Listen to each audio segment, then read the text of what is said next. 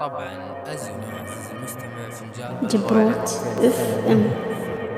حصلت ناس أكثر منهم انضغاطا خارج مجال الدقائق فوق البيع وكثير عليهم ذا بلاك بويز يا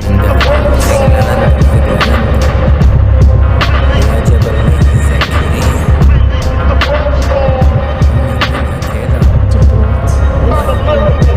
أجدد الخطوة من ثاني يرجع كل كلب المكان صعبة المراجل دام اختار الخليقة عوانة دربي كبير على الأطفال فمو عندي سبيلة ينباع الثقل اكتفهم منعم من انها تشيله ما يخرب جوي بعمل ينحرق أنا الموسيقى وبعد عندي لك الزود مهتم لو ينسرق أنا الثبات وقت المعمعة أنا اللي تقول عليه انتهى ويلخمك يوم ترجع تسمعه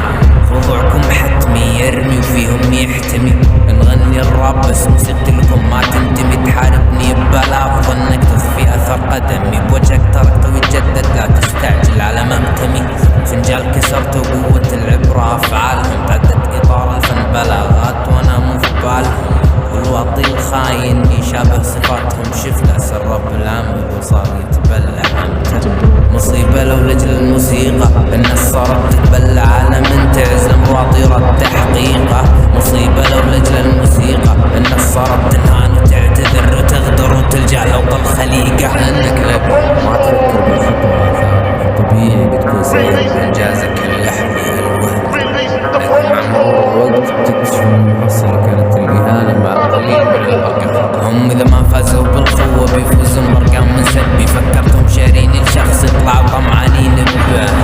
قتلت فيهم الرجع بارهم متفرجة يرسلون أطفال ظنا منهم إنها ممكن تحرجها خذ حقيقة مبهرجة اتفق الحقيقة واقع إذا ما اقتنع فيك صعب تستدرجها جهز شناطك مالك مقعد هذا دوري كبار عدل شطلاتك لو أهنتك خليها تذكار انتو مين تكونون على اساس بانك معمل فصرتوا تمونون اعرف كل صاحب لي بس انتو تبطون جيت بنفسك لرجولي لا تسوي مجنون حقيقي معهم في البال ولا حتى بالخارطة بس هو صعب يتخطاني ومستعد اشارطه عايش سلام مع